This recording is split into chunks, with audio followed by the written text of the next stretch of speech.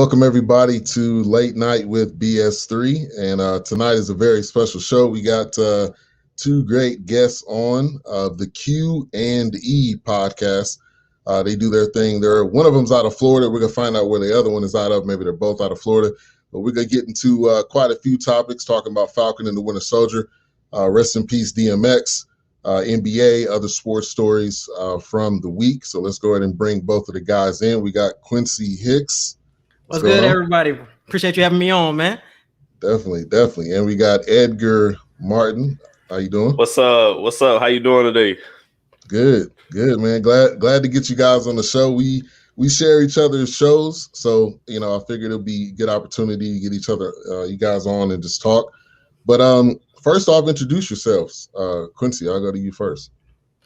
Quincy Hicks, man, from St. Petersburg, Florida. Me and him both from St. Petersburg, Florida. So just to clear all that up, we're from the same hometown. So man, just happy to be on, man. Just aspiring journalist, really.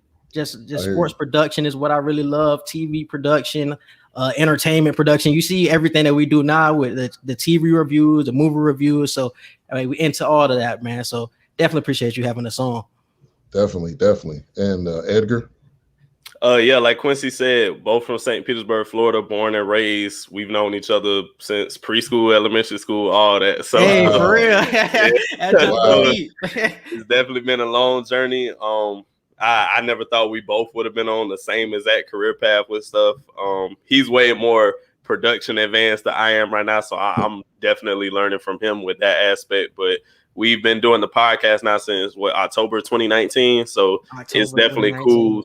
Yeah, it's definitely cool to have this platform on our own. We both definitely want to elevate to even higher spheres in the future individually, but we're going to definitely have this podcast to take us along the way and build ourselves up. Nice. Thank you guys for coming on. So you guys started in October. How did it come together? Were you guys doing something separately and then it kind of came together, or were you guys thinking the same thing and started together?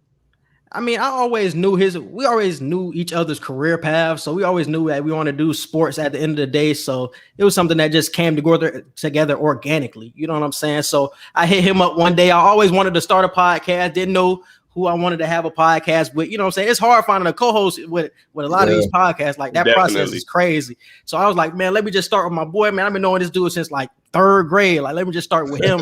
You know what I'm saying? See if we rock together, see if everything clicks. So I hit him up one day. I was like, hey, bro, let's start this podcast. And he was down for it immediately. So we just started up October 2019. It's crazy because I've been growing my hair out ever since that day. That's how I always know how long I've been growing my hair out. So I've been growing my hair out for like damn near like 18 months at this point, bro. So I just keep growing it out just to show myself like we're gonna keep striving, and like until the junk hit the fan, like I'm gonna keep growing my shit out. Nice. Definitely.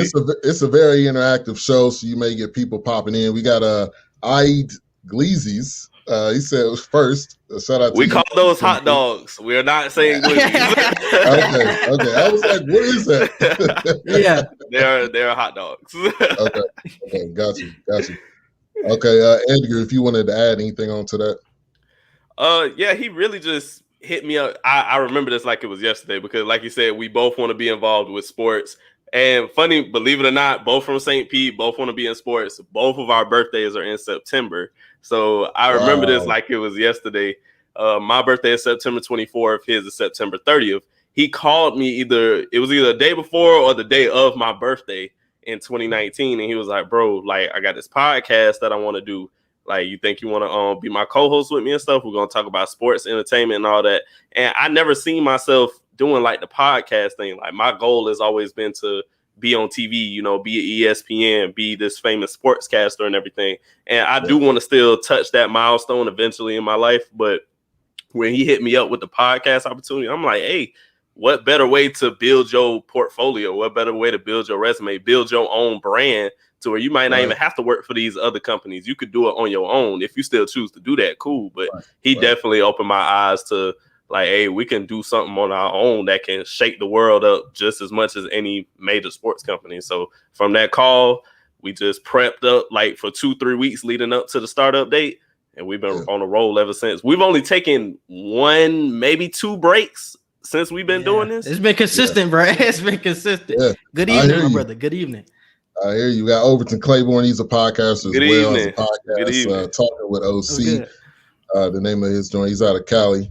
So funny story, man. I started off with my friend. We've been friends since the 5th grade. And I started off with him on my podcast. At the beginning of every podcast, we would talk, the weekend sports and stuff like that. And then also kind of, to your point, I was doing shows every week. Like I didn't miss at all. And I'm married. And my wife was like, all right, at some point, you got to slow down because you got other stuff to do. So yeah. It's changed and evolved. But also, I agree with you, Edgar. I had, visions of being on the radio, being with ESPN. Then I was thinking like, man, I can build my own thing. Yes, you can still have those kind of aspirations, but build your own thing to where they're competing with you, or you got people wanting to come to you. Like, how'd you do this? And, kind of building up your brand. So, I respect, both of you guys, getting into the game because it's a big family too. Podcasting is a big community. I'm sure you guys have kind of found that you just run into people that love doing podcasting and want to help you too. Yeah. It's definitely that way because we've been a part of a couple of networks already. So shout out to Blue Collar Media Group, MTNV Sports. We love all the podcasts over there, but it's definitely a lot of people that want to help you along the way and just going to keep continuing to help you, even if like that relationship breaks off. Like they're going to keep like trying to strive you, motivate you to keep going and strive for something greater. So definitely agree with that. Definitely.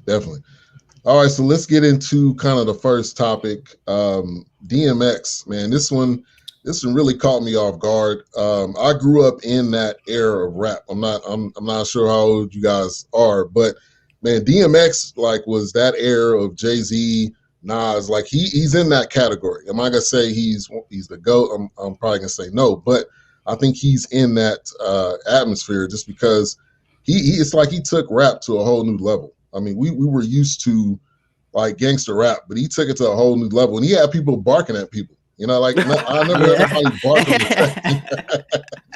So man, he just had that different feel. So last week, we hear the story that he OD'd and he had a heart attack, and I'm starting to think like, all right, is this it? And will he make it? And then it's been almost a whole week, and then it was Friday when it was like officially announced. But this one hit me different, and I don't know why. I don't know why. Maybe different than Tupac or Biggie. Because I remember those as well. I remember like the day, where I was and all that. But the one with DMX, it was just like he was just a regular cat that made it rapping. And that's the part that kind of, I guess, affected me. But Quincy, I'll go to you first. What was kind of your thoughts and reactions? Definitely a hip hop legend, was definitely lost in the community. But honestly, I know him more for his movies and things like that than his music. Like obviously, the hits and things like that, but I never really dove into his music. I'm somebody who was born in '98, so I'm 22 years old. So I was never really like too deep into like DMX and things like that. I'm really like in the newer era. So like his movies, like I used to watch VH1 and IFC all the time in college. So his movies used to play all the time. When I talk about Belly, Never Die Alone, Cradle to the Grave. So I know him more for being like such an underrated thespian and so overlooked in that aspect and being a hip hop legend at the same time. So we definitely lost a pillar in the community, most definitely. Yeah, definitely. And I agree with that. There's some people that just know him for his movies because he did a lot. He did the joint with Aaliyah, Belly. I mean, a lot of the movies he did, you can still remember. But go ahead, Edgar. Yeah, I definitely agree. My mom, she was a big DMX fan. Like you said, he had people barking at people. Like you don't see too many rappers that have that, that what's the word? That charisma about themselves that's just different from the rest. And DMX was definitely different. Like his tone, the way he rapped, the way he used his words, it was like you didn't hear anything different like that. Like probably since Snoop Dogg, and then DMX come with that different sound in his voice that just shook the rap atmosphere. So definitely RIP to him. Def Jam Vendetta. I used to love that game. You know what I'm saying? My big brother played that. Yeah. You want to mess with the dog? I'm like, bro, this junk is too raw. So he touched so many platforms. He had not gospel album, but he had gospel type songs on all of his albums. You know, he was always in touch with the Lord, even though he faced his demons, but he never forgot that God put him on the path that he on, especially hearing about how rough his childhood was with his mother and everything like that. So he's really, like you just said, like he's one of those people that he was a regular dude that just got into rapping. He didn't have no aspirations for it. He wasn't really like just out here dealing and then became a drug dealer turned rapper. It wasn't that kind of story. It was just a regular dude that had a story to tell, and he told it to the full. Yeah, and people gravitated to that story. Like every story he told on his tracks. You're right, he did pray. There was one prayer that I heard he was at the Breakfast Club. I mean, he like shook that building. Like I don't know how you can not hear his prayer and not be inspired, whenever he did pray for people. So I heard there's going to be like a pray album or something coming out. I don't know if that's when that's going to happen, but I'm definitely looking forward to that. And then Jay-Z, there's reportedly Jay-Z, did two things for DMX. I don't know if you guys heard about this, but he paid the debt that he had to Def Jam. This was like, I think last year, a couple of years ago. And then supposedly he's going to buy his masters and then give it to his kids. Like that's what's Jay-Z up, bro. is a real dude. I don't, people may not agree with anything you may not agree with him for, which I don't understand either, but like the guy supports people. And he doesn't stand up on a balcony and say, I paid off DMX. He don't do that. He just does it just because he's a real dude. Didn't he do that for somebody else as well? You read about it. He did it for Meek Mill too. Meek Mill, yeah. He did something for Lil Wayne too, if I'm not mistaken. So Jay-Z, he helped people, like you said. If you read about it, you read about it. If you don't, hey, it don't matter. As long as I got done what I had to do. So right, exactly. And he definitely. People say reach back and support, your community, reach back and support your people. He definitely does that. And that's even in the rap community. So I got a lot of respect for Jay-Z. Overton says that's a wonderful big thing to do. I know, man, that's a lot of money. You talk about 12 million, you talk about millions of dollars. When I talk about a couple of thousand, we're talking about millions of dollars. So I got a lot of respect for Jay-Z and what he's done. All right. So the other kind of topic, and I love you guys do this, is Falcon and the Winter Soldier. You guys do a recap of each show. Watched the last episode last night. Man, this one, we'll talk about WandaVision a little bit too, but this series is more action-packed, like straight out the gate. Like it wasn't like a small storyline. It was like, okay, this is Falcon, if you don't know who he is already. Now he's about to fly around and he's about to get into some action like right off the rip. But Talk about the beginning of the series and what was you guys' thinking? Were you pretty excited going into it? Quincy, I'll go to you first. Honestly, it was kind of a letdown at the beginning because you had such a high at WandaVision. So you kind of come down when you get a Falcon and the Winter Soldier. Like I was kind of getting into like the witches, the magic type junk. So when I get the more grounded, more fighting type series, I'm just like, okay, it's cool. But I love the way that it's progressed from episode 1 to episode 4. Like at first we were just trying to like dive into like their backstories and things like that. But now we're starting to get into actually action packed. Now we're starting to like dive into like the actual story. So I love like what we're getting right now. And this last episode with John Walker. Hey, my boy on Demon Time. He ain't trying to play with none of y'all boys. I'm on Demon Time, bro. Like we just had recorded the recap, man. We were just going back and forth, man. John Walker he's finna play a huge part in this next episode, obviously. But I really think that it's going to be split in America. That half of America is going to agree with how he's going about things, and like the other half is going to be like, man, you're killing people. Like, oh man, that's crazy. Like the old Captain would have never did that. So I think it's going to be split in America, just like it is with the Flag Smashers. Like some people like what they do, and others don't. So I think it's going to be the same thing with John Walker as well. Right. He went off. Like he was like, I'm tired of playing nice, and he took the serum. If y'all remember, he picked it up on the slide. Like, man, I don't want. Yeah. He was starting to think about it. Like, do I want to do this? And then he was talking to his partner if he should do it or what would I be like. So man, it really got deep on this last episode. But Edgar, I'll go to you. Yeah, I'm coming after WandaVision. I was expecting the ball to keep rolling with all the hype. You know what I'm saying? Because WandaVision didn't really build up until like the last 3 to 4 episodes, honestly. Yeah. But we were engaged the entire time just because we seen all kind of like the Easter eggs leading into each episode and stuff. Yeah. So like plus the comic stuff, but majority of everybody who got onto it, they didn't get hooked until like maybe episode 6, you know. So but with this one, I totally agree. They hit action right out the gate. I do agree that there's going to be a rip in sides, you know, with John Walker, but I feel like it's going to be more people hating against him than there are going to be people who like what he's doing. You're going to have a few people, but I feel most people just love the symbol of Captain America and what that shield stood for and who that soldier stood for. Captain America didn't kill people. So most people are going to be like, whoa, how are my kids supposed to look up to Captain America and you're not doing the things Captain America should do? But then you will have people who are like, hey, he getting the job done. These are terrorist people at the end of the day. So I just feel there's going to be more hate, at least in America anyway. Throughout the rest of the world, it might be different. But he's definitely going to be anti-Cap moving forward. Yeah. And he was skeptical all along for even taking the shield to begin with. And then once he got it, it was very kind of interesting to see how he was going to respond when he got under pressure. And I think that's kind of what we're seeing right now. But yeah, when he killed the guy, I'm thinking like, I guess that's where the title of that show was, The Whole World Can See, or The World Is Watching. And I think that's gonna be interesting going into the next episode, because the old Captain America didn't do that. He did it, but you didn't see it. It wasn't like on people's phones. Exactly. So that's the thing. But when I seen the guy, I was like, man, this dude is mad corny. I don't know. I ain't like do it either. I don't like his chin. His chin said it all. Yeah, that messed it up. Like, I was like, how long is this really going to last? Because eventually I think Falcon is going to take it over.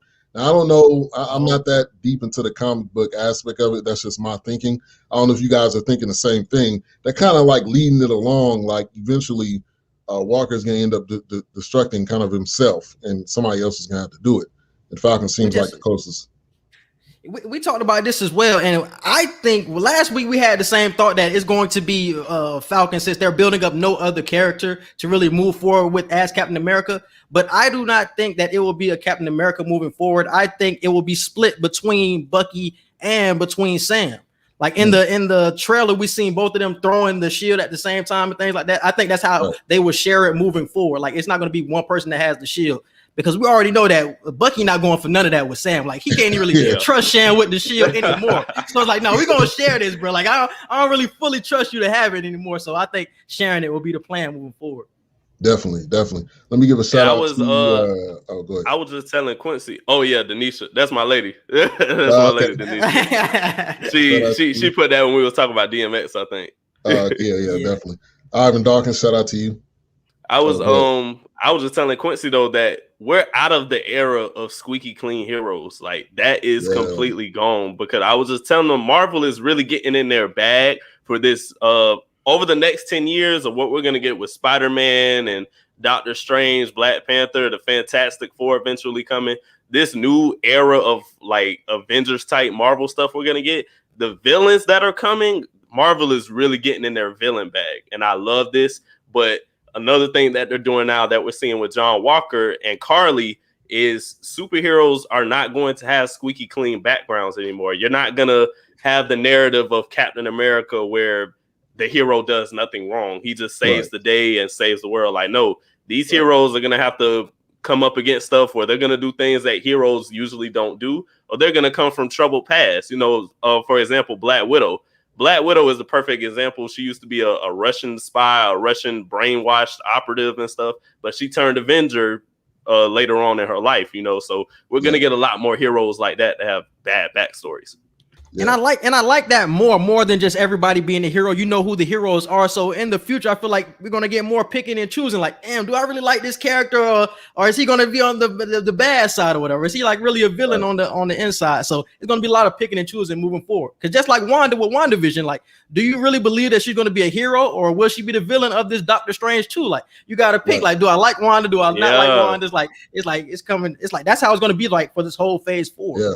And that's genius, man. I love what Marvel has done, combining with getting on Disney Plus. That's been major, because now they can just drop stuff series after series after series, and you'd be like, you don't have to wait for the movies. I think that gives you stuff in between the movies, which I thought was a really, really great idea. Now, where is Zemo? I wanted to kind of pose that question because he kind of dipped off into a sinkhole or something somewhere. So I don't know where he went. So I don't know if you guys talked about that. I knew he was going to be hard to trust from the beginning just because of what he did. But now it's like, is it coming back to backfire? Or is he still trying to help? I truly don't know because we haven't seen a connection yet, but I think it's some power broker connection that we haven't seen yet, and that's who he's going to find. That's why he got paired up with them before, because he was trying to track the power broker, but he really doesn't want them to know where the power broker is. So that's why he wanted to break off from them and actually find the power broker on his own, leave them kind of behind and leave them guessing and things like that. Yeah. Yeah. But I feel the Dora Milaje are going to find Zemo though, like, because they were unsuccessful in that attempt to try and get him. But hey, if they can find Bucky, I feel like they can find anybody. So. They can find yeah. When I seen one of the Dora Milaje show up, I'm like, okay, it's really about to get real now, because they're there when they show up somewhere. Obviously, they're on there for a mission. They're not there to say hi, they're not there to shake hands, they're not there to really partner with y'all. They're there to take care of business, and that's I like how they have been able to piece different things in. That's what makes you watch it. Now, I don't know about y'all, but I watched to the very end of all of these episodes just to make sure they didn't have anything special trying to do at the end. So I'm like watching credits, and then at the end when they finally move the box over to the little side, and they put it in the corner, you're like, okay, it's nothing special. But eventually, I'm thinking they're gonna maybe the last two episodes they may throw something. Yeah, that's what they did for WandaVision. Yeah. I see the same thing. Yeah, definitely. But I want to see the power broker. Oh, I was about to say, I want to see the power broker. Like, it's been long enough. Yeah. It's been long enough now. Y'all done talked about the power broker, brought his name up all these times. Like, okay, but episode 5, like, we need to see the power broker now. It's like, y'all keep building this character up. I want to see what's going on. Right. Show it. Like, stop. Yeah, but that's TV shows. That's movies. Mm-hmm. They got to string the thing along as long as possible just to make sure, you continue to watch. But it's definitely entertaining. And I'm looking forward to anything else they have that's going to drop. I'm definitely looking forward to it. Now let's go backwards a little bit to WandaVision, which I thought was extremely slow. Now I'm coming from someone that is probably in Marvel the past couple of years, deep and heavy. And you're like, okay, it's the 50s, and then it's like the 60s and the 70s, and then they started to continue to evolve. But I kind of like the old school feel that they made with the commercials and with all of that they put into it. You could tell that it was something that they worked really hard on to kind of tell the entire story. That's what I got from it. It wasn't just like, let's start from a certain point. It was like, let's still tell the entire story. But as we got through the whole thing, when we get to the end, I'm like, man, I want more. But they're not doing a season 2. So again, that's the cliffhanger for you that takes you to kind of the next level. But talk about kind of WandaVision from beginning to end. What was you guys' thoughts on it, Quincy? It was slow, but it was good for people who do recaps and reviews because you can theorize. There was a lot of things you can theorize about, even though all of our theories didn't come true. I thought Mephisto was going to show up. I know a lot of people thought Magneto possibly. We thought we were going to see some mutants. Like, it was a whole lot of theories going around, and we really didn't get Hydra those. was in charge. I was like, we had so many theories. So that's why we really love WandaVision, because it was so many theories, and that's why I really was unsatisfied with episode 9, because it's just like we had all these theories this whole episode, and then you leave us with that. Like, her biggest villain was Agnes. Like, nah, like, we want to see somebody else. Like, we want to see this pop up or something. You feel what I'm saying? Yeah, so it was slow, but it was exciting and engaging at the same time. So it kept my attention the whole time. Yeah, and I just figured out that was Mary-Kate and Ashley's sister. I was like, she looked familiar. Me too. I just realized that too. And I was like, wow, that's who she looked like, because she looked dead on, like with both of them. Yeah. Hey, thank God she looked younger though. Oh God, thank God she would have to play a villain if she was one of them two. Hey, because the other two, I don't know what they're going through in life, but the other two, they struggling. They're struggling for sure. Hey, when you got money, you ain't supposed to look like that. You ain't supposed to look like that. But WandaVision definitely was slow. I did love the fact that with each episode they evolved like each decade, so I thought that was cool. But I was just mad. I didn't get mad that they were slow until I realized that a lot of our predictions were wrong. Because if our predictions were slowly coming true, I would have been way happier. Because I'm like, I told y'all this is happening. This is happening. I was wrong at least 3 or 4 times in a row before I started getting right. But by the time I started getting right, everybody else was on game to what was going on. So I'm like, I don't care anymore. Right. But I thought it ended good. He said it ended terrible. I kind of liked the cliffhanger that they had, but he was so pissed at the way it ended. Yeah, hated that now they had 2 extra kind of specials. So I watched the first one, and then I looked it up, and it was the second. I was like, hold on, now I got to go back and like fast. Yeah, that's how I was. Yeah, I didn't think it was gonna give you that other part, but yeah, Agatha to see that she was really the only true villain, in the whole thing, did kind of throw me off. Now I'm wondering, is there more with Agatha, or is that whole thing over with? So there's gonna be more with her. I feel like the fact that she kept her alive and she kept her in that city to where she knows where she's always gonna be for help. I feel like she's gonna go to her, because in the comics, Agatha Harkness was Wanda's teacher who helped her become the Scarlet Witch. So even though they flipped it a little bit for the show, I feel like they're still gonna use her moving forward, especially if we get a Mephisto. Yeah. But she has more experience as well. She has more experience than Wanda, like using magic. So she's definitely gonna pass that on. And Wanda's gonna have questions like, I don't know how to do this, or I want to do this, and like she's gonna have to go to Agnes. Yeah, definitely. And then when with the Avengers, and you had Thanos that was there, like that. That was when I was like, okay, Marvel is for real. Marvel's not playing around. They're not trying to make these. That's the problem with DC, I feel, and get you guys' opinion on this. They make movies, but they don't connect. They make one movie that's one Batman. Now, the Batman, that series of Batmans with Christian Bale, those tied together. Now they're talking about doing a whole nother one with Robert Pattinson. Yeah, Robert Pattinson. So I'm thinking, I'm sure this is not going to connect. I don't know if it's going to start all over. I don't get the deal, but they do make good movies, because Joker was like one hell of a movie, and that goes like deep to a whole like level of the United States and how we treat people that have mental illnesses. Like that part was beyond crazy. But both of you guys, Edgar, you more of a DC or more of a guy? Kind of what's your thoughts? Marvel. Okay. I'm Marvel. DC, their cartoons are better than their real movies. I'm gonna just go ahead and say that. That's what I heard a lot of people say. I love the way they go way more in depth with the cartoons. Like you can have like a bunch of seasons of each hero, and then you got some of the Justice League or younger Justice League series that they've done. So I love the fact that they go deep with the cartoons, but the actual movies, I just can't get into it. Like Marvel has them beat by a long shot when it comes to actual movies. But the first Wonder Woman was pretty good. I'm not gonna lie. I didn't see Aquaman, but everybody who did see Aquaman says Aquaman is probably their best movie that they've made. And same thing with Joker. I love the Joker movie, but I didn't watch Suicide Squad. Terrible. I only watched it because Will Smith carried the movie. And Birds of Prey, I heard that was trash. The Justice I told him League that movie was terrible. I didn't watch I ain't watched the Justice League movie, but I ain't hear too much about that. I'm like, bro, DC gotta pick it up.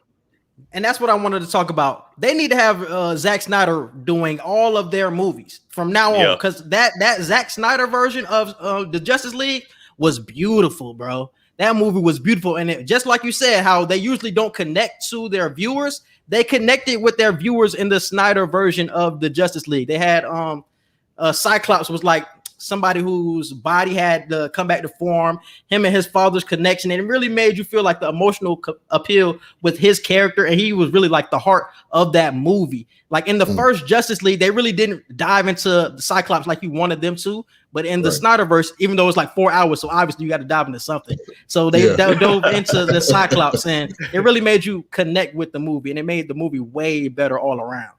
That's what I've heard, because I haven't seen that. Now the Justice League, I was okay with it. I know a lot of people did not like it, but I need to watch the Snyder's cut, because it seemed like from what I read, he was on it at the beginning, and then something happened. His daughter died. his daughter died, so he had to step off and tend to that. But he dropped his own version. So whatever they got to do, whatever you have to do to, like you said, connect to the viewer. Don't just drop movies and it's like, oh, that didn't make a lot of sense, or how does that tie to everything else? But I've heard a lot of people say that, Edgar, like their cartoons are better, or the best part of what they do besides everything else. I just watched Harley Quinn, the Harley Quinn cartoon that came out in 2020. I just watched it. They have 2 seasons on HBO Max. Beautiful show. It's clean, colorful. The plot was great. It got some character that's going to be in the new Suicide Squad movie. We had Poison Ivy, King Shark. Like the movie, the show was great. Like the cartoon, it's like, man, if y'all can just put this in movie form, like y'all will be okay. Y'all will be fine. Do y'all think it's because with movies it's a one release and it's like a time constraint on it, like 2 hours or less or whatever. Like with a movie, you got to put it all in one. With a show, you can have 4 or 5 seasons or something. You can do everything you want with it, with building plot characters. I feel like if DC gets time with stuff when it comes to that, then they can get in their bag. But if you just got to drop a movie and you got to drop a lot of stuff in there, I feel like there's a lot of characters that have backstory, that have dark tendencies to themselves, that it's like it's hard to just make a movie. So I feel DC on a certain extent, but it's like, hey, you still got to make it happen. Yeah, I think they feel like they're behind. And I feel like we're just going to do our thing. We're not even trying. I don't even think they're even trying to keep up with Marvel, because from Iron Man to everything else, and now they have it in like in order of what you should watch it in. There's so many movies, like the storyline is so deep, you just can't keep up. Now you could start now and say from here in the next 10 years we're gonna set it up. But I just think they're just not even concerned with trying to keep up. No. Because their sequels are even trash. So it's like when y'all try to build on a character, they're not good. Like that's why I'm not looking forward to this Aquaman 2. Because after I seen Wonder Woman 2, I was like, oh, they finna kill Aquaman. Oh, I was so mad about that. Wonder Woman 2 was terrible. Oh, that's terrible. The fact that they had Kristen Wiig, now I have to say she did a good job in that role, because she is funny. Everything she's done is funny, and she played. Who was that? Villain. What character was that? She was Cheetah. Cheetah. Okay. Yeah, Kristen Wiig. She's on. No, I don't like the way they did her. That's why I don't like the way they did her. They hyped her up at all the previews to make it look like she was going to be the main villain, and I'm like, y'all fight lasted 2 minutes, and you were just a B-roll. You were B-roll. Like that's really what you was. Like, come on, bro. Exactly. That was a hard follow up, and then her love interest comes back. For no reason. Right. No, what? So yeah, I think they're trying, but I don't know what direction they're trying to go. It's like it's no direction with the movies. It's just, we're gonna put this out there, either you like it or don't, and we don't care. Like that's the gist that I get. And maybe they need some they need Kevin Feige. They need somebody like a Kevin Feige, somebody who's over and somebody who's in control and knows what direction he wants to go in. Like Feige knows where he wants to go with Marvel. They need somebody like that to be overseeing everything and to go forward with it. And that's what they need. Because like you said, they need somebody to focus on what the direction they're going. Right. All right. Let me give a shout out to my man, Nithin Ramachandra. He hosts the podcast, the NR Hour. Man, interviewing athletes and stars every week, man, doing a good job. Appreciate you for tuning in. Shout out to you, bro. Definitely. Yes, so, you guys do a lot of TV shows and movies. Talk about some of the shows and TV shows and movies you guys done over the past since your time podcasting. Man, we honestly just started getting into it like deep and heavy. Like at first we were just like sports for like the first year, but then we just started kicking into it with like the TV shows and the movies. But recently we were doing Snowfall, Falcon and the Winter Soldier, WandaVision. We're doing Invincible, the new show on Amazon Prime. Definitely watch that Invincible. That is fire. That junk is lit over there. Yes. Yeah, we got Last Chance You. So Netflix shows, Netflix movies, like everything like you guys want to see. And you guys can also let us know what you guys want us to review as well. So we'll check that out. So like those are the things that we've been watching. Snowfall most definitely, because that's the most attention that we've been getting recently. I was just going to say the Snowfall ones definitely get the most love. We get love on everything, but Snowfall, they diving into them videos that we do. Yeah, they got a couple of thousand each one. I've been picking up on y'all. So y'all, I just got back into Snowfall. I think we watched like the first season up to the episode where RZA was in there, and then we kind of fell off because we watched Ozark. I don't know if y'all watch Ozark. Oh yeah, I do. No, I ain't never started Ozark. Okay, you love got the way to. It ended. You got to before the last season. The last season's gonna be coming up probably this year sometime. But we were like, we're already into the drug game shows, so let's go over to Snowfall. And we just picked it back up, so I'm gonna continue watching that. But I thought it's interesting how that Franklin, the character, is British. Like it blows my mind how these guys can just flip their accent. Like Idris Elba, I don't even know the last time he did a movie in his own dialect and how he speaks. Was it Takers? Wasn't he Takers and was he British in Takers? Maybe. Kinda. His accent was there a little bit. It was there enough to know he wasn't from America. Yeah, yeah. But it's wild, the talent. But I like that show too, and it to me it shows how drugs were brought into our communities from the jump. That's the part of the story that it's telling, and it shows how once you kind of get caught up, you end up having no way out. I'm still on. We're on season 2, at the point where you on season 2? On season 2, yeah. Okay. So we can't say nothing. I don't want to spoil you. I don't want to spoil it. Yeah, I'm gonna watch it regardless. So you good? Oh yeah, man, that junk is intense now. Hey, just know the government. Yup, they gave it to us. They literally gave it to us. Yes, literally. Did you just start on season 1 like a couple days ago? Nah, season 1 we probably watched a year ago, and then we just picked up season 2. Well, we watched the last episode of season 1, then season 2. Episode 1 we started today. So we still at the beginning. So you probably thinking the show is slow, because I remember the first season I thought the show was so slow how it was moving. I thought it was but slow. it picks up so much in the seasons to come. Like season 2 is like, oh wow, and then season 3 and 4 is like, oh man, this show is top tier. Like I gotta tell everybody about this. All of season 3, you on the edge of your seat. I promise you. And season 4 is the best season. Season 4 is the best season. Definitely, most definitely. Cool.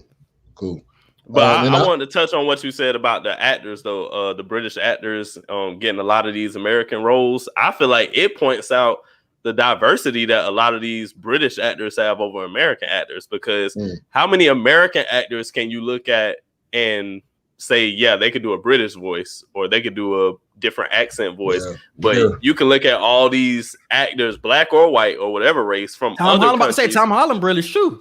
Yeah, like they could do American accents like it's nothing. Like you would think they from New York or they from Philly. They're like, no, I'm from hello, Britain. And you'd be like, what? Yeah.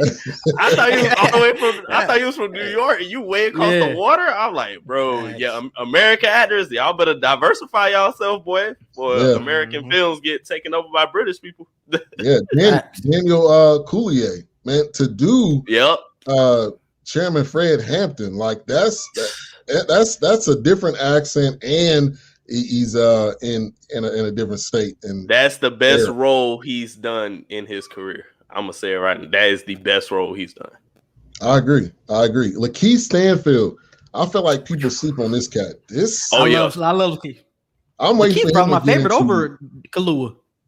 Yeah, I'm waiting for him to get into some type of Marvel or DC character, because I think he could do that too. That to me was like he found his role and his reach. But Judas and the Last Messiah, that was one hell of a movie. That was his movie. Like it's called Judas. You see him kind of peering over his shoulder in the cover, but it was all about him. He played that role to a T. He made you think that he was Bill O'Neill.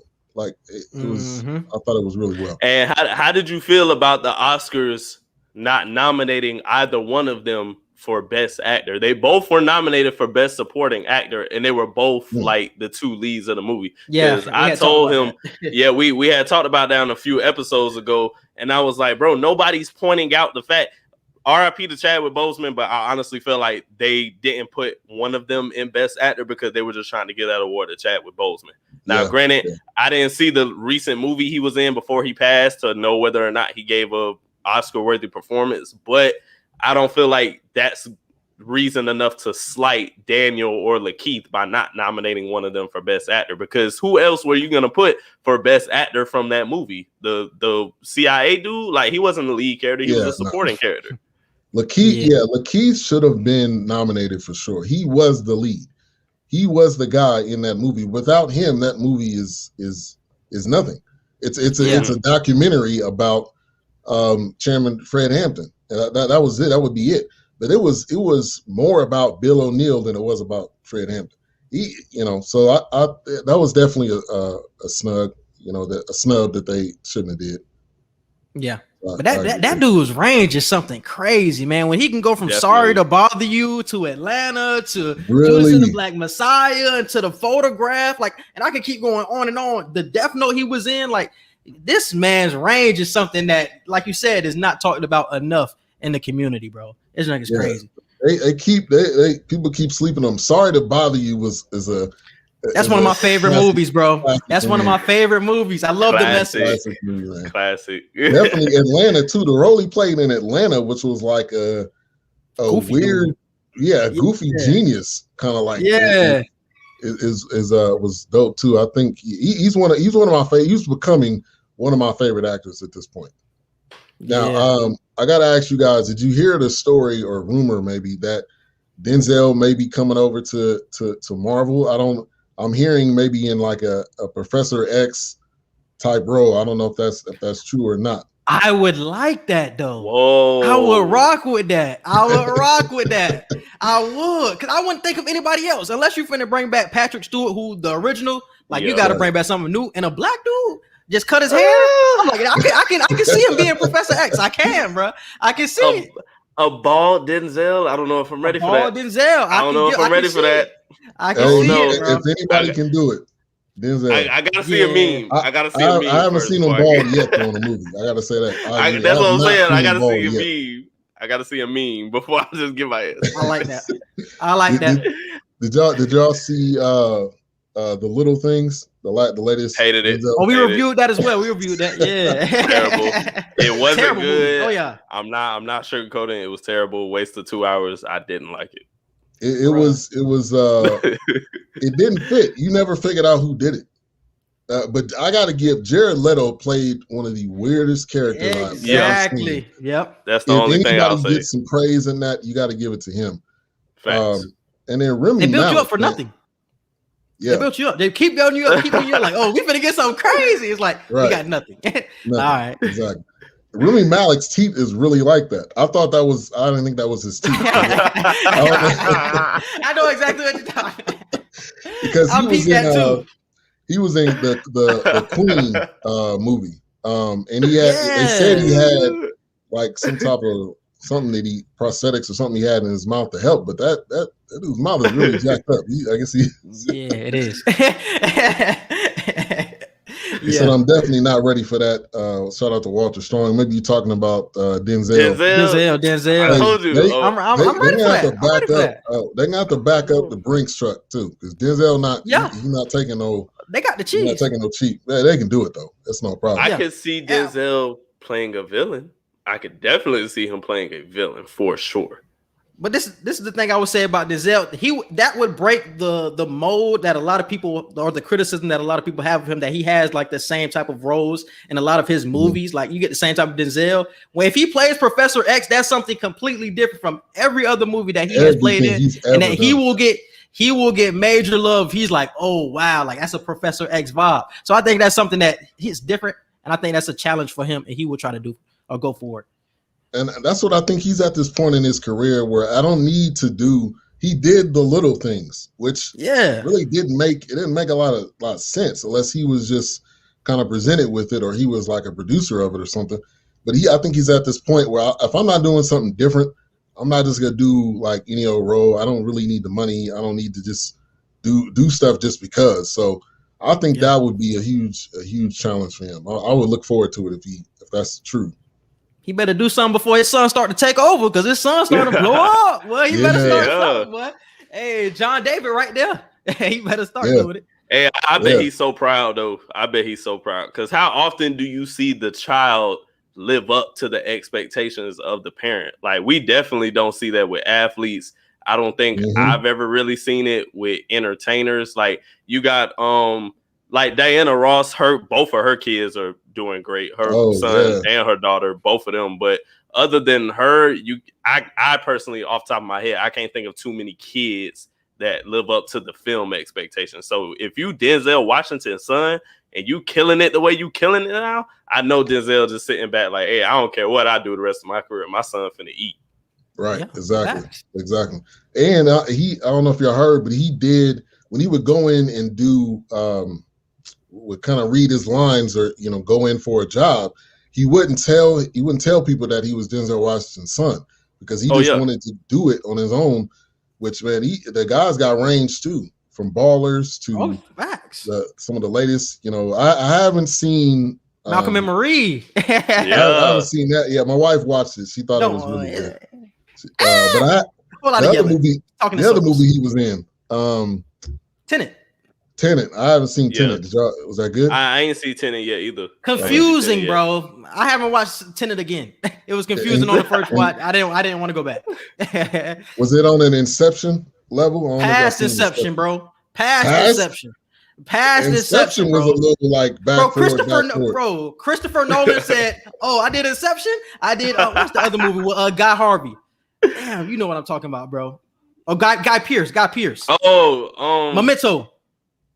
He had Memento, and he had. I know what you're talking about. No, Memento is the name of it. Memento, and then he had Inception. He's like, I'm going past all of that, and I'm gonna get you here to Tenet. Like, man, it was so much going back in regular time, going back in reverse time. I have 3 versions of somebody. Like, bro, I was confused. Like, I was like, I'm not watching it again.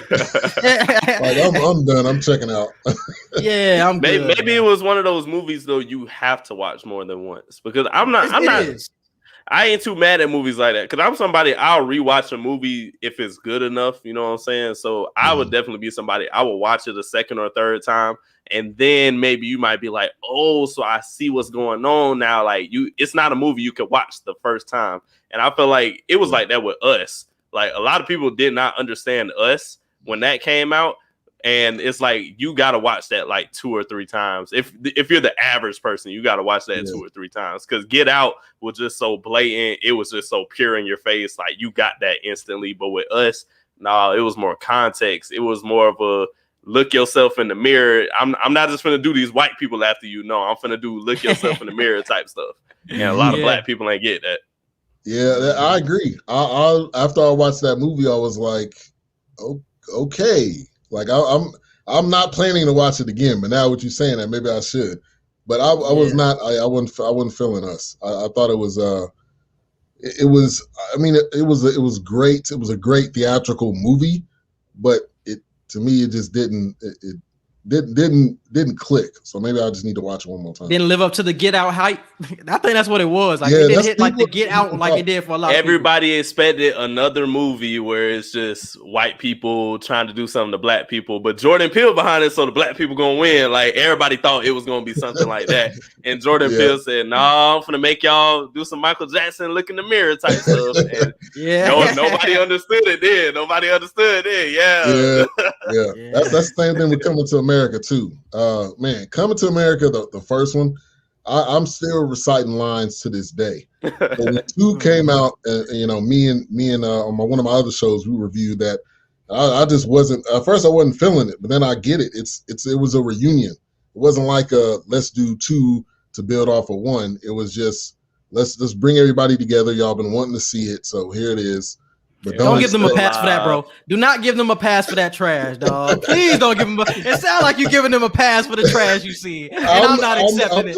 I'm not accepting it, dog. I can't accept it. It had funny moments. It had funny moments. Limited. But it was limited funny moments. I fell asleep the first 2 times. And it's supposed to be funny. Twice? Jesus. I watched it 3 times. I was supposed to be reviewing it. So I was like, I gotta finally watch this from beginning to end. But I didn't. It was too many cameos. Why you got Salt and Pepper and In Vogue in there in the same movie? What was the point Rick of Ross? that? I understood Rick Ross. I understood Rick Ross. If you filming at my house, I'm finna be in this movie. Exactly. And I knew coming into it. You don't need a talking role. You just need to be. Yes, I do. Yeah. Yes, I do. No, he didn't. Yes, I do. If you're filming at my house, I'm talking and coming to you. I swear to God. Man, I can see that, dude. Yeah. We got the guys from the Q&E podcast on tonight. If you're watching on YouTube, make sure to subscribe, click that bell. Also, if you want to support BS3 Radio, you got the Cash App right down below there. Support us. Let's kind of switch gears to the sports, which March Madness, which was wild, number one. Number two, I don't know if y'all filled out a bracket, but mine was busted day 2 of it.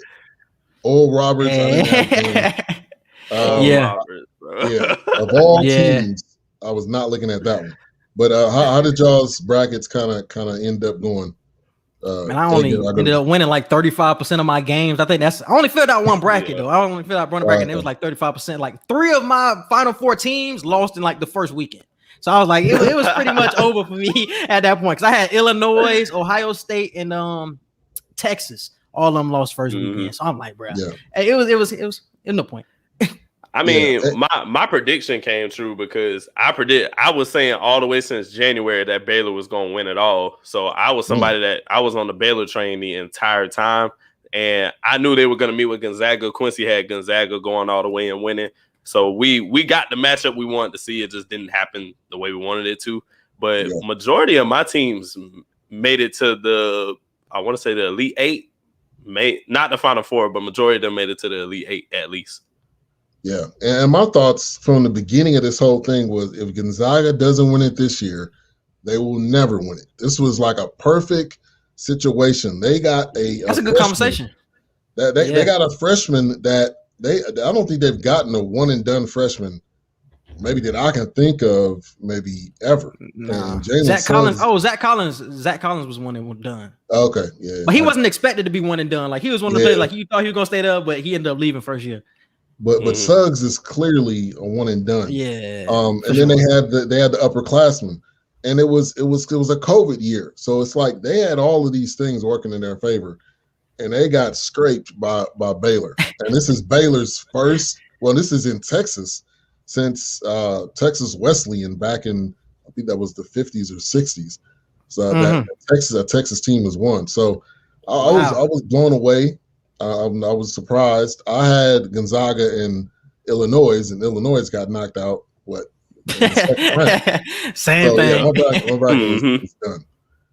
But shout out to Baylor. They did their thing. They'll probably getting a lot of attention to them, which I think that's good, especially for the school. But Gonzaga, I don't ever see them winning. I'm a North Carolina fan. So they played North Carolina. Oh, you messing with Hubert. I don't know how I feel about y'all. Yeah. I feel like y'all in Hubert out there. I don't know. Let's talk about that. in a minute. But, y'all in Hubert. I don't know. I'm proud of my white wife Hubert. I don't know, man. I don't know. Oh, I gotta go look back at the quote tweets. The quote tweets had me dying. Oh man. But North Carolina played Gonzaga in 1 year, and they ended up losing. I think the year after that or before that, they were knocked out in the Final Four. And then they're back again, and I believe it was with the same coach. Like that's heartbreak. They're like the Buffalo Bills, basically, of college basketball. You've been there so many times and you just can't seem to win the. Didn't they beat Gonzaga? No, they beat Gonzaga, didn't they? They beat Gonzaga. 2017. Yeah. North Carolina beat them. Yeah, that's what I'm saying. Okay, yeah. So you're saying Gonzaga is the Bills? You saying it's the Bills? Yes. Yeah. Oh, okay. Yes. I see what you said. Yeah. But I think they will continue to get high major prospects like the Suggs. I think they will continue to get like the 5 stars, like a lot of international prospects, like what Gonzaga is doing. And I think they will get more talent out there. Will this be their last chance in the Final Four? I think they'll get back there.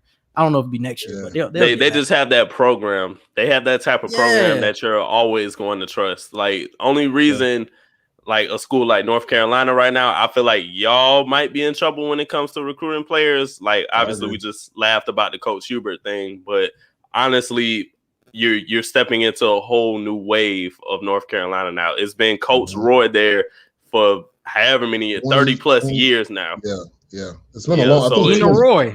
Yeah. Dino Roy for like what, 50 years? Dino Roy? 50 years of Hall of Famers? So it's like you changing the whole culture now by having a new coach step in. Whether it was going to be a black or white coach, it's like y'all got a big shift now. So I don't know if too many prospects going to just run to North Carolina now like how they usually do.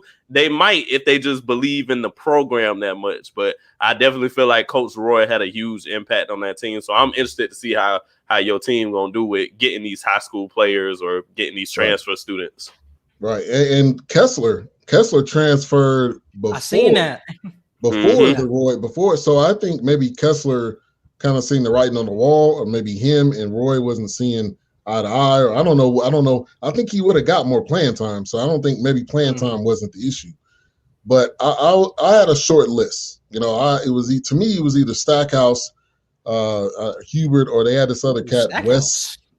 The Stackhouse is at Vanderbilt. Vanderbilt's is a horrible basketball program. Terrible. Terrible. You're not getting a lot of recruits there. Just forget about it. So I was thinking Stackhouse, man, because people probably know Stackhouse.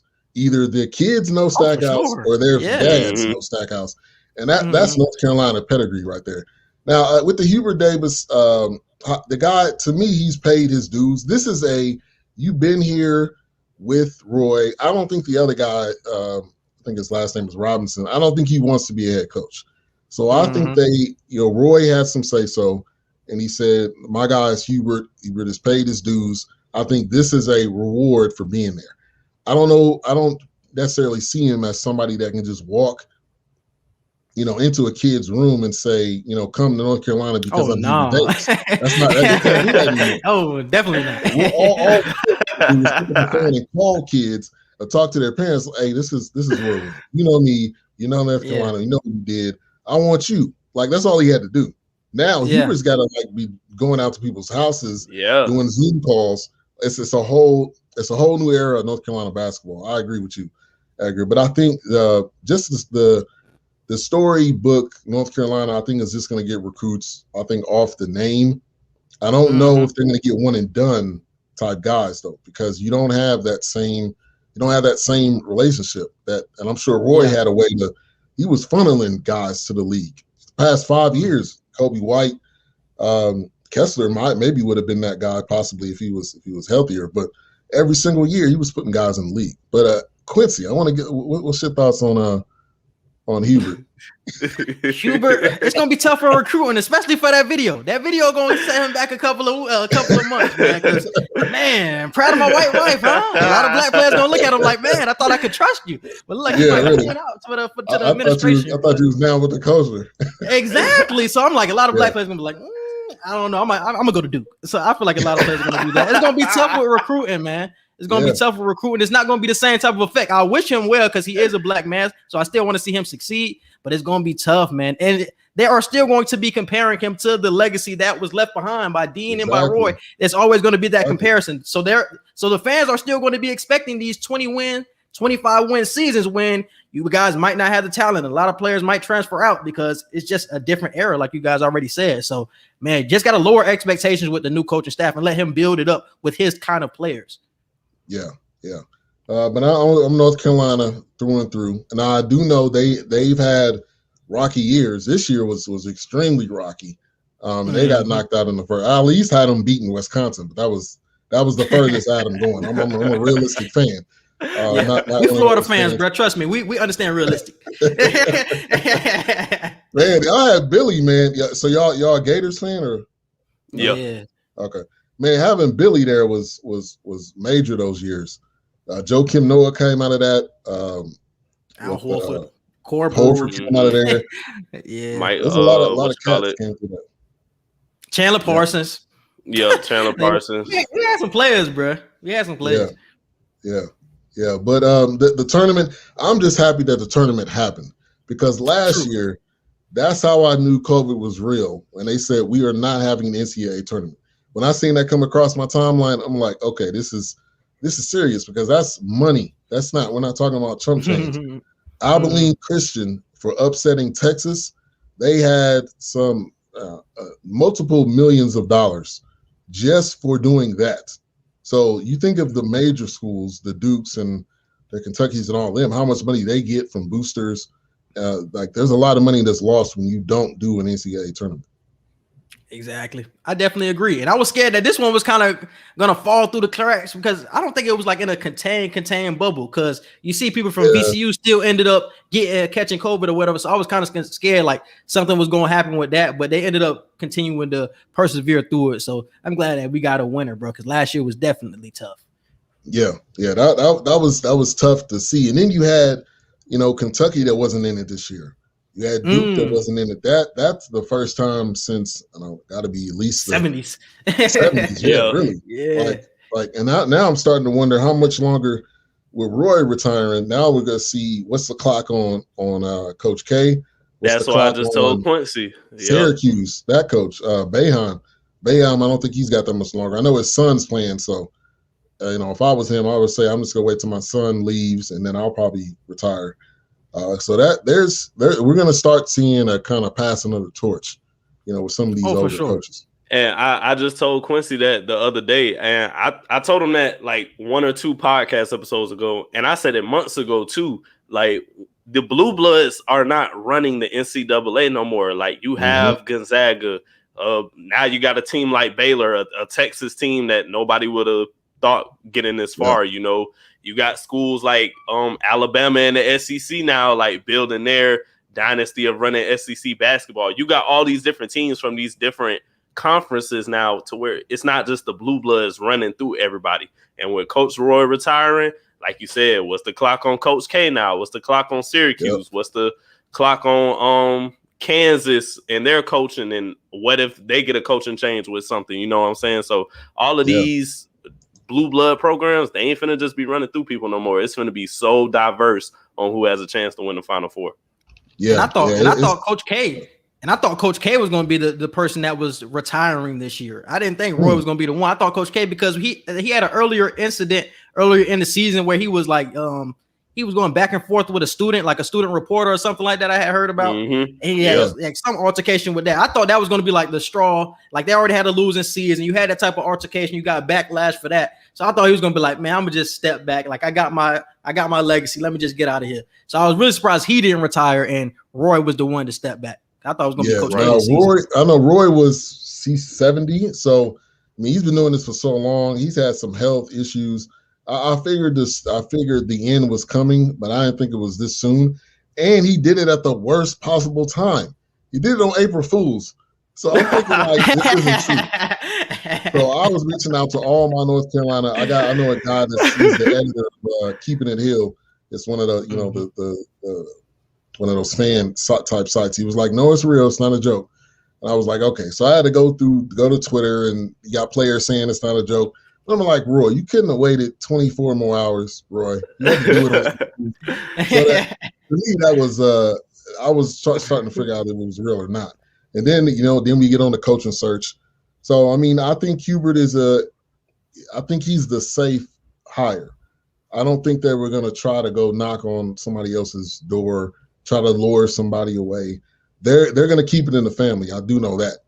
So I do think if this doesn't work out, I think Stackhouse is probably the second in line, depending on whatever happens with Vanderbilt. So we'll see. Definitely agree. Let's switch over to some NBA talk. First off, Paul Pierce.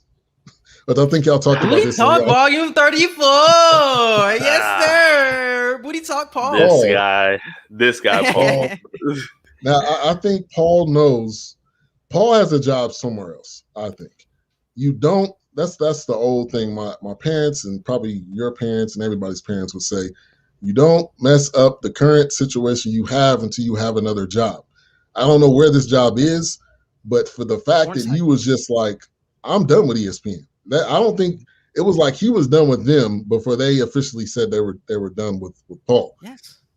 So I definitely get it. But go ahead, Quincy, touch on that. No, I completely agree with what you're saying. That's why I was trying to tell these boys the other day. He knew what he was doing. Like, he didn't have strippers on the line. I think it was contract related. He probably had a couple years left on his contract. He wanted to get out of that. He was hearing whispers of him probably having money somewhere else. He was like, I'm going to go ahead and get this money. So let me have the strippers on the live, and I'm most likely going to get fired. Like, I work for Disney. Like, Paul is not dumb. Like, he knows the situation and how he can get fired in the fireable offenses. So he's like, I'm going to get fired for this, but it's going to be cool because I already got something set up. #smile. So my boy already knew it was good. He already knew it was good. Yeah, but it's like, I can't go with the fact that he purposely got fired. I don't think anyone wants getting fired from ESPN on their resume. I don't think anybody wants that. I don't care who you are as an athlete. He's Paul Pierce, though.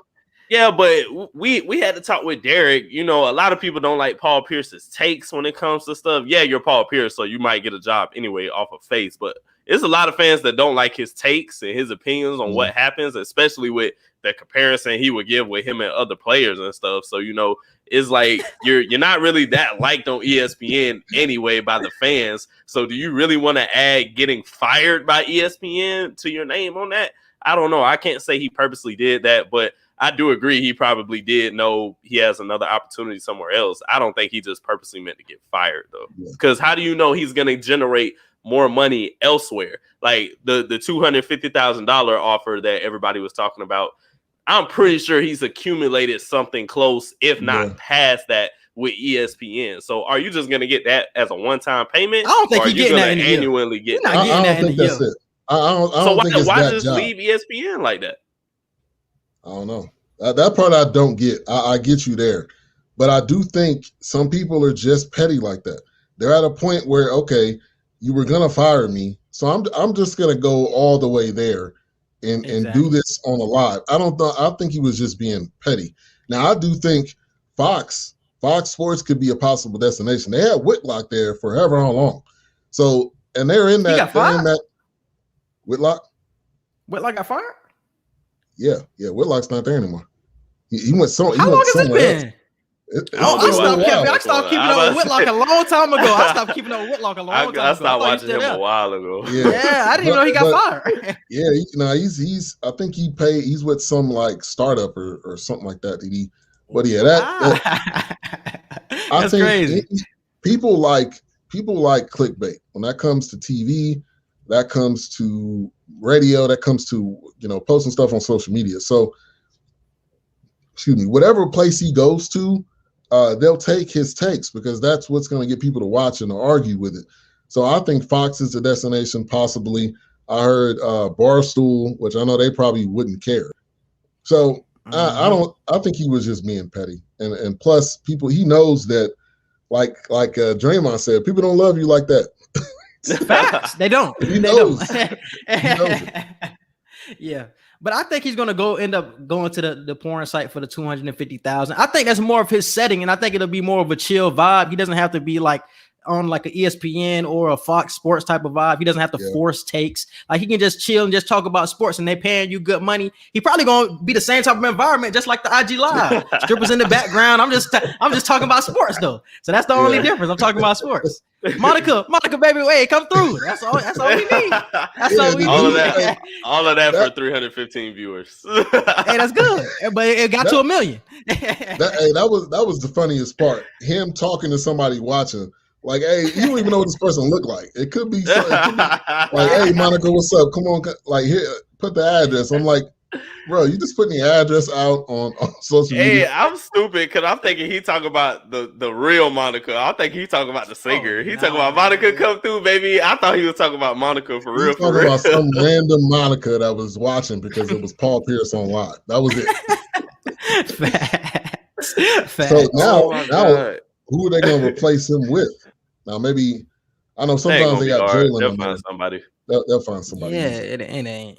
I mean, Richard Jefferson already took his spot. I think Robert Horry is there right now. I don't really like Robert Horry like that either, to be honest. But I think he's the person who's the stand-in for now. So I think that's what's cool. Kendrick Perkins starting to get his name up as well. You know, somebody that would be great in that spot because of how different their takes would be from everybody else, but I don't think he'll do it. Gilbert Arenas. Like with his podcast that he does, the takes that he has, I know for a fact they'll get tons of viewers because he's definitely pro player. He's pro new player. Like he's not pro old player in the way these older sportscasters and ex-players think. So he definitely will have a different opinion than everybody else 90 to 95% of the time. And that's definitely going to give clickbait and stuff. I don't think Gilbert Arenas will want to get on a show like that. That's what I'm saying. That's the only thing about Gil. Gil likes the podcast because I'm an avid listener. Yeah, I'm an avid listener. Yeah, me too. He likes his chill. He likes the chill setting. Mm-hmm. Yeah, I don't see him leaving that realm. And Kendrick Perkins annoys me. I'm sure. Carry on. But like it's like he got coached into being argumentative, and he plays it out. But I am not gonna watch a pregame show with Kendrick Perkins on. Me neither. I can't do it. Wow. That's crazy. So I guess it's gonna be Rachel Nichols and Richard Jefferson, I guess. That's what they stuck with. Hey, but shout out to Taylor Rooks and Maria Taylor. Like I love the work they do, and I love the commentary that they give. I agree. KD returns this week. We had Brooklyn and the Lakers on tonight, so I didn't see who won. I'm gonna look it up right now. They actually lost, and this is without LeBron. But obviously, they got both of these teams are built for the finals. I think they're built for the finals. I think they're both going to be in the finals. Mm-hmm. What did you say? I said they're meaty. Yeah. So they're not. But KD coming back, I think is obviously it's big. I think it's more so big for the chemistry than it is for them just KD needing to play and get minutes, because that to me is the biggest thing for both of these teams. It's great when you got 15 of the top players, but can you play together? Because that's the same thing that goes back to when Gary Payton and Karl Malone was on that Lakers team back in the day, and that obviously it didn't work out. I know they thought it was going to work out, but give me your take on Brooklyn and the Lakers. Quincy, you think they're going to be meeting in the finals? They would definitely meet in the finals, but contrary to what a lot of people think, I think James Harden is the key to the Nets getting to the championship. A lot of people think it's KD. I think it's Harden. Harden is the person who will have to be the point guard for this team, and he's definitely the person that's going to have to stir the pot for everybody. And I think he's the most important, and I think that's the reason why they lost today. But I think he's going to be the most important to like really push them through. Like KD probably taking the clutch shots, but Harden will be the person getting them through to the finals. Yeah. All right, Edgar. Shout out to that person, Kaisel or Kasil. I don't know how to say it. What did he say? What did he say? No, he just said, "What's up to y'all?" He said, "Q." Oh, what's good? What's up? His name is TC. I know him. Cool. Yeah. What's up, bro? What's up? But I do believe the Nets will definitely make it to the finals. Regardless if chemistry is perfect or not, I feel like it's going to work. I do agree that James Harden is the spoon that stirs that pot. But with the Lakers are like my third or fourth option to get to the finals out the West. He's smoking crack, dog. He don't believe that. He don't believe that, dog. He don't believe that, dog. He don't believe that. Third or fourth option. Who's ahead of them? I have the Jazz at 1. I feel like everybody is sleeping on the Jazz right now. Yeah, just because you got the number 1 record in the league, that don't necessarily mean you're gonna go all the way. But I feel like the Jazz that are playing right now just give me a different vibe than what we've seen. So I'm going with the Jazz at 1 to make it out the West. 2, I would say Phoenix. And battling for that third spot would be the Nuggets and the Lakers, because I told him if the playoffs were to start today and the Nuggets had to play the Lakers in the first round, do not be surprised if the Nuggets bounce LeBron out in the first round. I want to say right now, I am a LeBron fan. He is my favorite player. He will always be my favorite player, but I'm being realistic. If a healthy Nuggets squad plus Aaron Gordon and JaVale McGee against this current Lakers squad, even with an 85% healthy AD and a 100% LeBron, I still would pick the Nuggets to win that. If LeBron win, okay, cool, it's fine. But I'm picking the Nuggets to win. Like I got them winning that series with 6 or 7 games. Bron ain't going out easy, and especially if it'll be his first time getting bounced in the first round. But the Nuggets will definitely win that. Ben, answer this question. When has LeBron ever lost in the first round? Never. I asked Ben. Ben, when has LeBron ever lost in the first round? Never, and it's not happening anytime soon. Thank you. I hope y'all right. I hope I'm wrong. No, man, stop trying to dig that hole under the fence, man. Stop trying to dig that hole under the fence. I think the Nuggets peaked last year. I think we've seen the absolute best that we can see out of them. I don't know. I don't know if we're going to see that again. I don't know if we're going to see that again this year. That's a big statement. That's a big statement. That's a big statement. Yeah, I think they peaked last year. I think Aaron Gordon's going to be a good piece. But is Aaron Gordon – this is the question I asked when the trade went down. Is Aaron Gordon the piece you need to get past the Lakers? I would say no. He helps, but he's not. He helps, but it's not like, oh, my God, we got Aaron Gordon. It's not like you – that's the part where I'm like, I get it. He's definitely a piece. But if you go through that Lakers roster, it's just too deep. It's now bearing any type of injury. I think they could definitely give him a run. But bearing any type of injury, the matchup we've seen tonight is what we're going to see in the finals. I just don't see it. The team I would love to see is Portland, but I would love to see Portland. I love Dame, man, but I just think we talked about loyal, Portland too. He's loyal though to an organization that I don't know if they'll ever really have in this climate of the NBA. I don't think they'll ever have those players to make it to the finals. I don't think they'll ever get there. But what was your think? Oh, go ahead. No, I was just gonna ask. What was you guys' thoughts on Portland? Oh yeah, I don't think it's the organization not putting the pieces around him because his team is talented as hell. Like he has the pieces around him. I think it's just that other teams above him just have even more talent. Because I think this is the most talent he's ever had with McCollum, with Powell, with a healthy Nurkic, Melo off the bench, Derrick Jones. Like this is one of the best teams he's ever been on, but it's just the other teams in there with the Kawhis, the PGs. It's just like, man, it's too loaded for Portland to overcome that. Yeah. Even teams below them, it's like their firepower is just as big. Like even if they played the Mavs, like even if Portland won, it's like, hey, you finna fight. Like you're gonna have to fight all of these teams. So just imagine the teams that are in second or third place, first place that you will probably have to see in the first or second round that the underdog with probably all the way through the playoffs. Like I just don't see that happening. The only way Dame possibly could win a chip is if he were to just team up with somebody on a already championship caliber team that's just missing that one piece. But like you said, Dame is loyal to Portland. I don't blame him because they're making the playoffs consistently and the next ceiling would be a championship, but he's never failing them. They know if they never make it, they know it's not because of his fault. They know he's leaving everything out there on the floor. Yeah. And Dame is just one of those guys that will give it all he got for that team in that city. I don't ever see him going anywhere else. I would probably see him retiring before he goes to another team. And you don't see that anymore.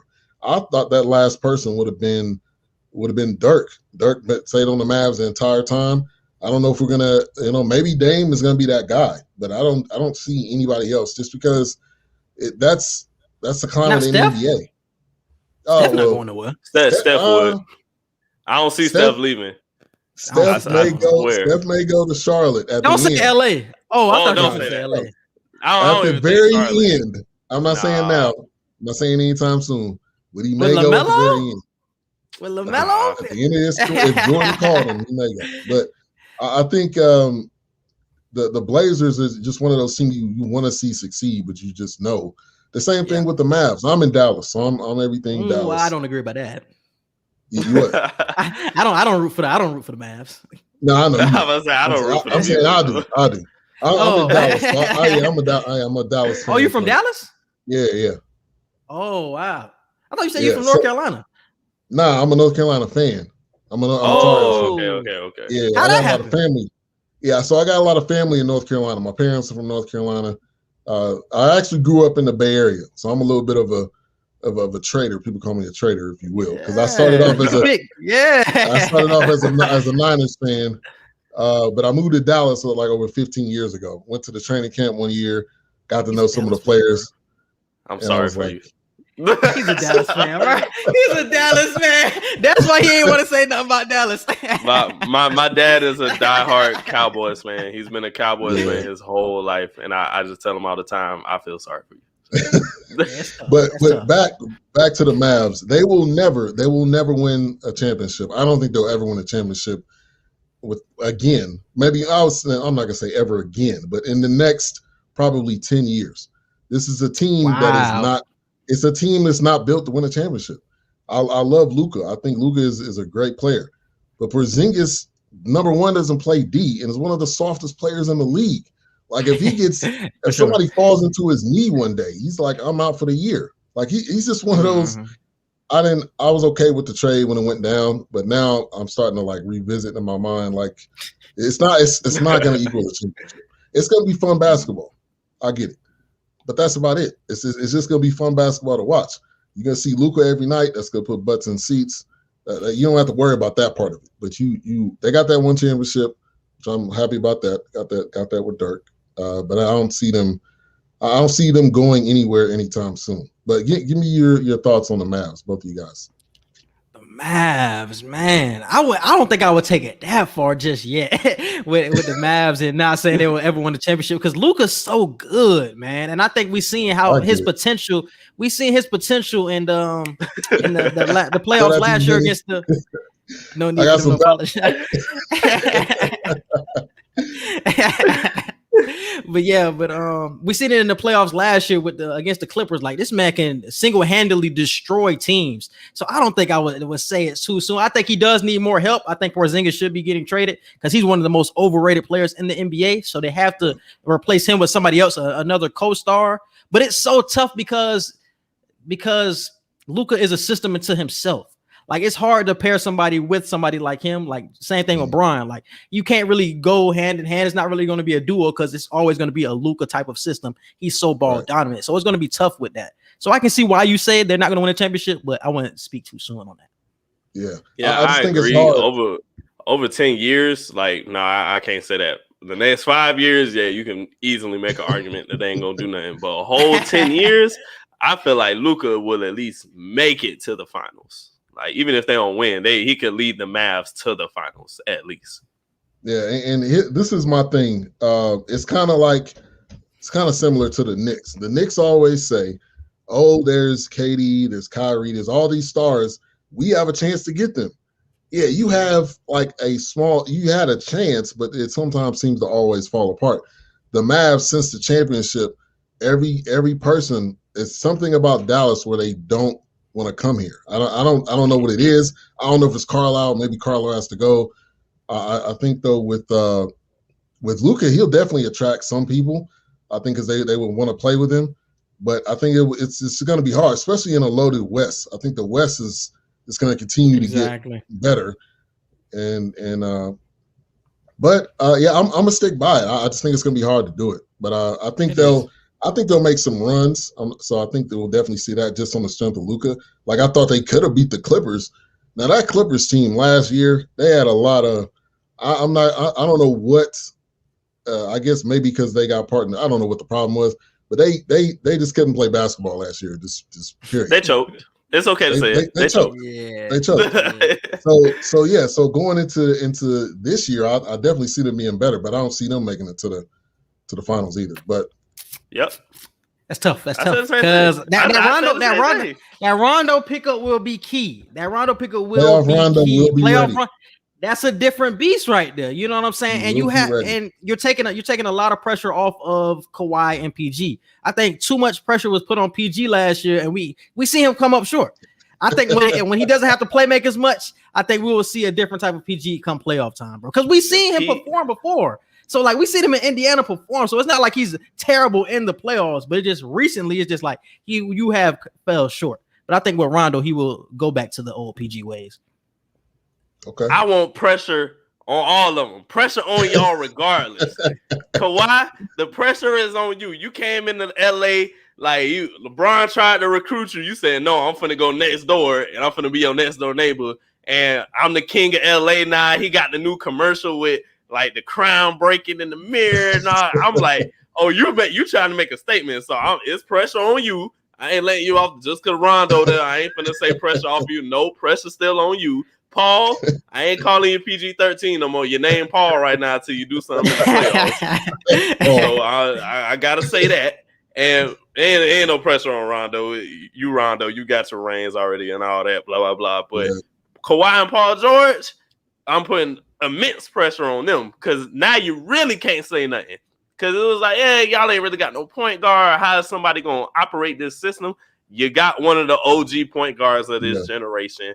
You have no excuse to not to touch the finals this year, even though I don't think they will. They're like my fifth or sixth option to get to the finals. They get into the Western Conference, though. They get into the Western Conference. Yeah. Nope. They better. I don't even got them going that far. I had LA. I had LA last year. To me, it was like writing on the wall. Everybody it was going to be LA. Everybody did. It's a repeat for this year. I think it's got to happen. Now, I do think Rondo is a point guard for hire. He will go anywhere. He will go anywhere. I don't think there's no team off. He came to Dallas for like 3 weeks. I was about to say that's the only team. That's the only team. Boy, him and Carlisle was about to throw hands for real. Yeah, for real. That was about to be a Spreewell incident. Hey, for real. I remember when that trade went down so vividly, dog. That joke was crazy. And he had a triple-double like the first night. He had like 30, 10, and 10 or something the first night. But Rondo is a player, as a point guard for hire. He would go anywhere. And yeah, that's the piece that everybody was saying. So at this point, there's zero excuses. I don't even want to hear it. If they lose, just walk out the building, pay the fines, don't talk to the media. Just come back next year. Yeah. I don't want to hear it. So I agree. Kawhi going to the Heat if that happened. Kawhi going to the Heat.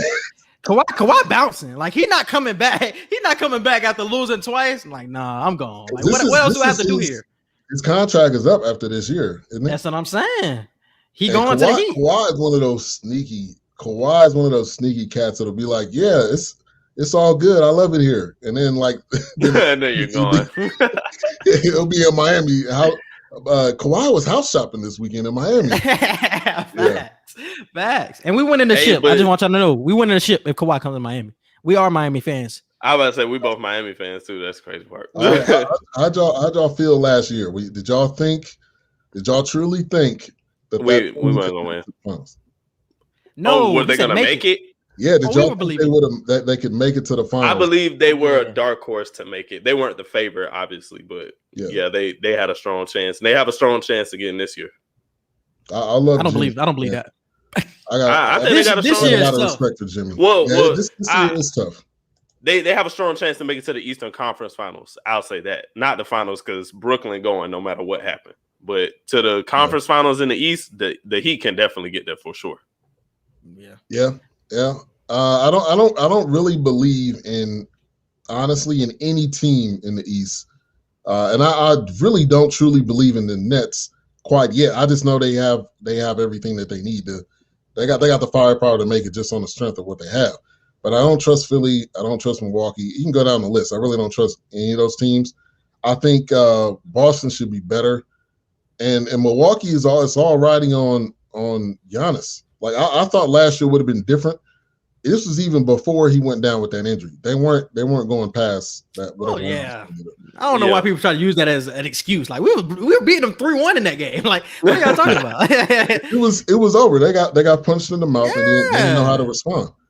And it's gonna be the same thing this year. They don't want to see us again. They don't want to see us again. I just want to let y'all know. I don't care if they got Drew Holiday. They don't want to see the Heat again. And I trust you. But they do not want to see the Heat again.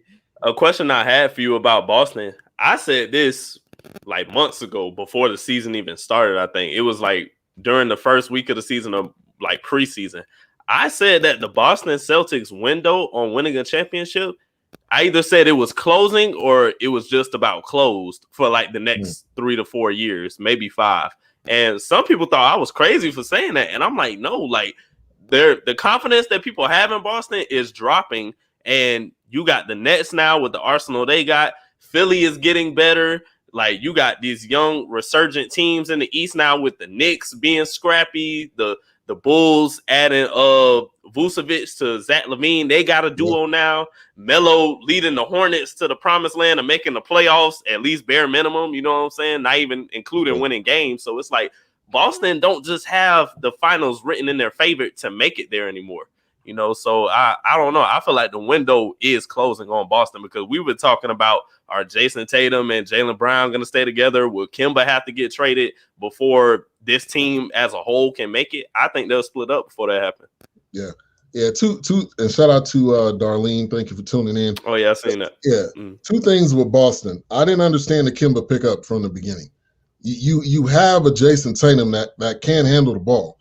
To me, I just thought they wanted a big fish, and it's like they just kind of went after whoever wants to come here, come here. And Kemba was like, I want to come there. They were like, okay, come. Like that's the point I got. I didn't think that signing was what was going to take them over the hump. And I think the other part with Boston is that they're still really young. If you look at Tatum and Jaylen Brown, they're still really young. I think they're still trying to figure out how to win in the NBA. I think Tatum is a hell of a talent, though. I definitely he's a perennial all-star for the next 10 years. But I think as this team is structured, I just think they don't have it. A lot of people saying Tatum could win the MVP, going into this year. Like he's going to be the future face of the league. He's the future face of the league. Definitely. Mm-hmm. But I don't think they have enough to go on a real run in the East and in this league. Period. And it's crazy because I know they're regretting that signing of Kemba because they had to let Al Horford go. And that's probably the biggest hole in their entire team is Al Horford. Like him being the leader that he was, him being a veteran, that person in the locker room that can get everybody hyped. Like they don't have that anymore. And one of their biggest deficiencies is like post defense. They don't have that. So losing Al Horford was huge. So they got Kemba, so everybody was happy. But you losing Al Horford, you know what I'm saying? And that was huge. Yeah. All right, before I let you guys go, any trade that you've seen at the deadline that kind of really got your attention, or obviously Oladipo coming over. Yeah, y'all happy? He already got hurt. How y'all feel? I don't even know how I feel about that right now. He already hurt. So like, man, I don't know. But what he is a little injury prone. I agree. Every year something happens. That's why Kawhi taking his spot, so I ain't tripping. The two biggest trades to me were like I was talking about the Nuggets. I feel like the Nuggets stole the show with getting Aaron Gordon and JaVale McGee. Adding JaVale McGee to give them more length, I feel like that's going to play a huge part because they're going to have the size advantage on a lot of teams that they're playing for the regular season and then the postseason. And Aaron Gordon, I feel, has been underappreciated over the past few years. Yeah, we know your athleticism because of the dunk contest and everything, but I feel like he's a very great player that's going to be a underrated asset to this team until playoff time comes and they see, oh, snap, like Aaron Gordon went for 20 tonight to add on to, what Joker doing and everything. So I feel like the Nuggets stole the show. And in second place, I'll probably say the Bulls because we were talking about if Zach LaVine wants to stay in Chicago, would he want to go to a winning team? They gave him that extra piece that he was missing in Vucevic. So now you got Zach LaVine, Kobe White, Vucevic. Like you got all these young players with a vet like Vuce, So I feel Chicago definitely won that trade. Yeah. Real quick before you go, Chicago has not been the same since Jordan. Just point blank period. I think D Rose gave them a glimpse, but of what can be. What can be. They gave them the potential, and then they had Jimmy, and then the whole thing just like fell apart. But I think they can make some noise in the East, with those two guys. For sure. Winners. I honestly thought the Raptors at the trade deadline were losers because they didn't trade Kyle Lowry. But the pickup of Gary Trent Jr., I keep seeing him having big game after big game after big game. And we talked about it at the deadline. I said, I don't know why Portland traded that man. When McCollum was out during the first part of the season, Gary Trent was the person who was stepping up, putting up big numbers. And now you see him on Toronto having 30, 40-point games. This is like, I think Raptors ended up fleecing the Trailblazers because I don't think Powell will resign. And I don't think any other trade will impact the playoff race. I think the signing of Drummond happened around that time. I think that was another huge deal for the Lakers. They didn't have any real rim protection, especially with AD being out. Marc Gasol is not a rim protector. Harrell's not a rim protector. So getting somebody like Andre Drummond was huge. They had rim protection galore last year with JaVale McGee and Dwight. Now you get Andre Drummond to replace that. So that was a big pickup and a reason why I get more confidence in the Lakers moving forward. Yeah, I think Drummond, all Drummond does, all he needs to do is rebound and protect the rim, like you said. You don't need to score. We don't need you to do anything. We don't need you to start. We just need you to come in here and do these things. So I mean, like that to me gave them pretty much everything that they needed at this point. And Schroeder is the one that's balling right now. He's the one that's leading the team. Don't forget about him. But I think Brooklyn picking up LaMarcus Aldridge, whatever he has left. I know he got shut down, with San Antonio, so he should have fresh legs or whatever fresh he needs to be ready to play. But I can't wait till the finals. That's who I got. Lakers, Brooklyn. I'm okay with it if it goes either way. I'm not a fan of either team. I would love to see Harden get one, man, just to really to probably just for having his own trophy case, probably to shut up a lot of the critics and all of that, which I think he just plays the game. People are like, oh, he flops. Stop calling the fouls. They call the fouls because he keeps going to the line because they keep calling the fouls. So I don't exactly, bro. He's taking advantage of what y'all doing, bro. It's not his fault. The game. He's playing the game. So don't get mad at him. Get mad at the refs for allowing all this flopping to keep happening. Edgar, he talking to you.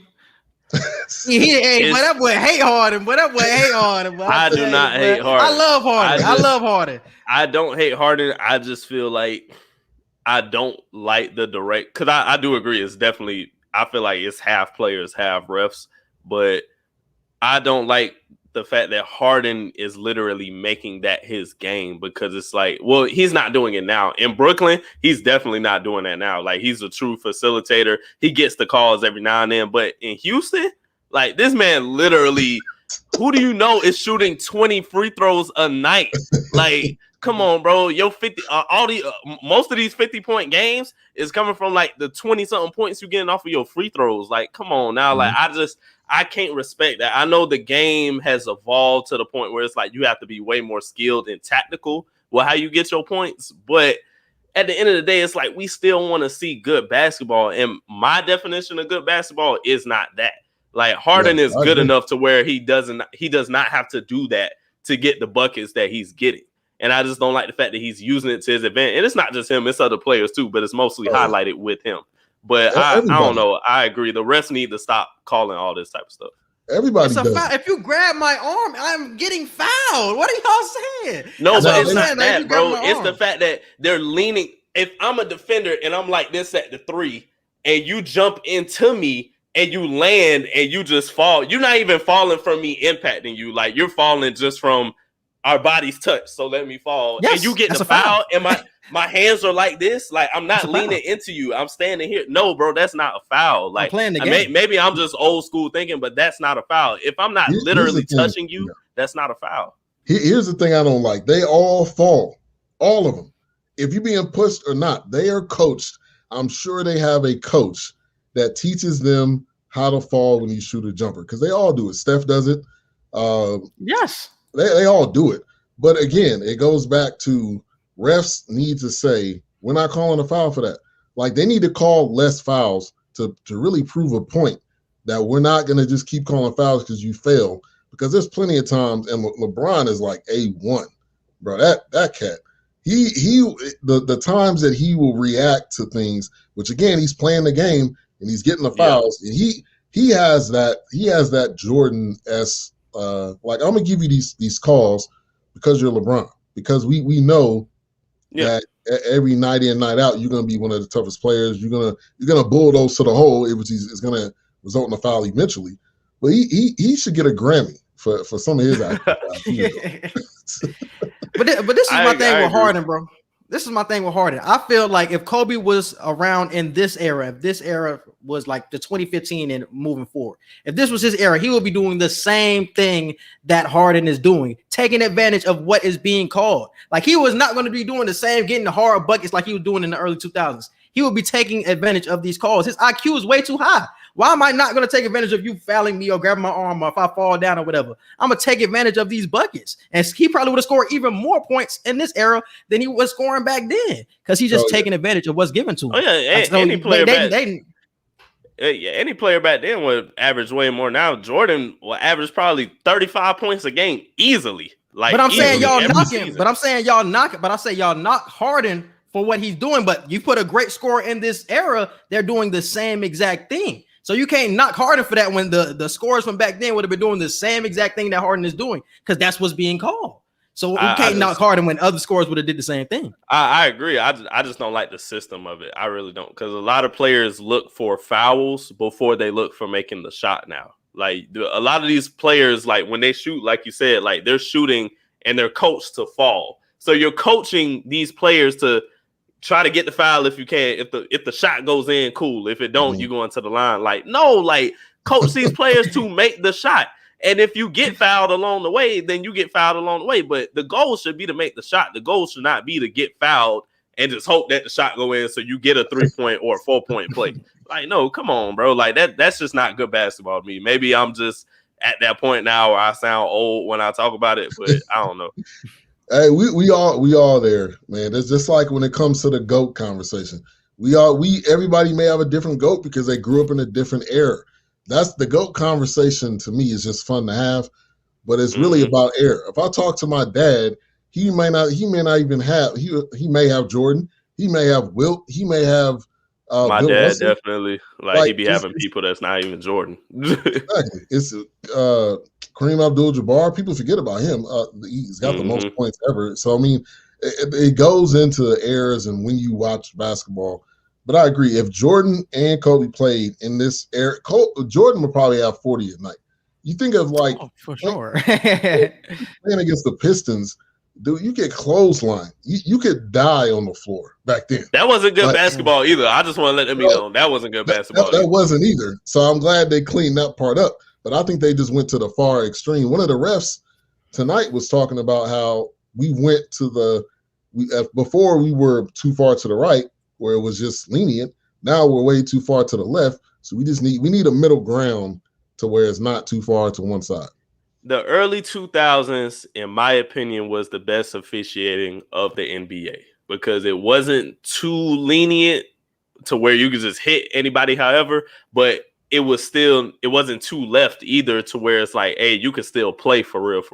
You know, so the early 2000s leading up to maybe 2014, 2015, like I feel like that was the best era of officiating because you really still got to play, but the calls were still being called better than the 90s and the 80s and further back.